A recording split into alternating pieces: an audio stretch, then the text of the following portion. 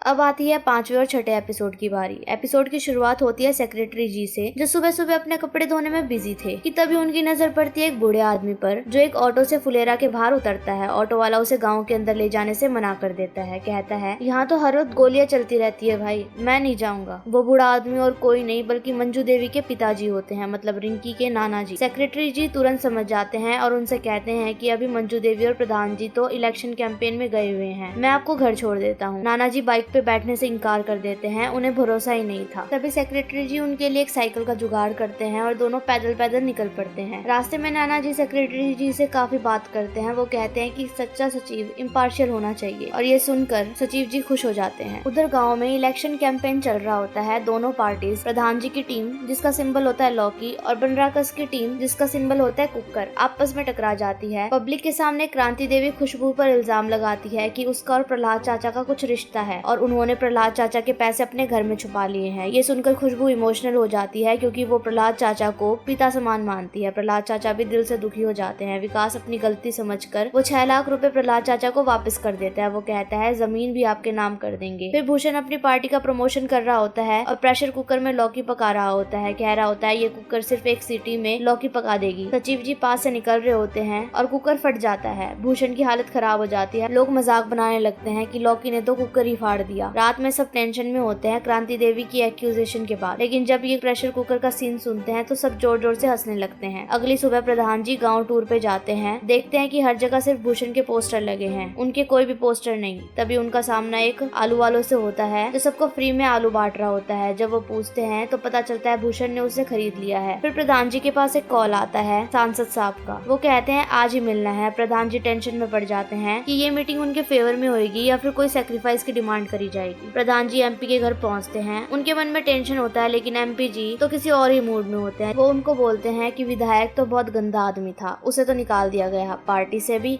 और विधायक के पद से भी। मैं चाहता हूँ कि विधायक कोई अच्छा ही आदमी बने। और वो प्रहलाद चाचा पर पॉइंट आउट करते हैं। ये सुनकर प्रधान जी थोड़ा चौंक जाते हैं, लेकिन प्रहलाद चाचा तो सीधा सीधा मना कर देते हैं। वो बोलते हैं, मैं अपने बेटे का नाम पॉलिटिक्स के लिए यूज नहीं करना चाहता। इस बीच एक दूसरी जगह कुछ और ही चल रहा होता है। मंजू देवी के पास एक प्लान था। उसने भूषण के आदमी के सारे आलू खरीद लिए जो कि भूषण वोटर्स में फ्री में बांट रहा था, और इन आलू से बनवाए समोसे एक लोकल दुकान से। शर्त ये थी, जो भी समोसे खाए उसे ये बताया जाए कि ये समोसे मंजू देवी की तरफ से है। अब सब लोग बैठकर सोच विचार करते हैं कि प्रहलाद चाचा को टिकट लेना चाहिए या नहीं। सेक्रेटरी का कहना था, लोग सिंपैथी जरूर देंगे, लेकिन समाज को आप जैसे ईमानदार नेता की जरूरत है। और ये बात सुनकर प्रहलाद चाचा एग्री कर जाते हैं। लेकिन कहानी में ट्विस्ट तब आता है जब पहले वाला विधायक एमपी के घर पहुंच जाता है। एमपी जी जल्दी से प्रधान जी, विकास, सचिव जी और प्रहलाद चाचा को कार में छुपा देते हैं। विधायक एकदम इमोशनल कार्ड खेलता है और बोलता है, मैं आपको छोटे भाई की तरह मानता हूँ, मुझे पार्टी से मत निकालिए। लेकिन एमपी जी साफ कह देते हैं, डिसीजन मेरा नहीं, हाई कमांड का है। फिर कार के अंदर कोबरा परफ्यूम की खुशबू आती है, जो प्रधान जी और उनकी टीम ने लगाई होती है। विधायक समझ जाता है कि गाड़ी में लोग छुपे हुए हैं, लेकिन विधायक के पास अब पावर नहीं थी। रात में समोसा सबको फ्री में मिल जाता है, लेकिन बनारस ने फिर भी ताने मार दिए कि समोसे मंजू देवी के हैं पर आलू हमारे।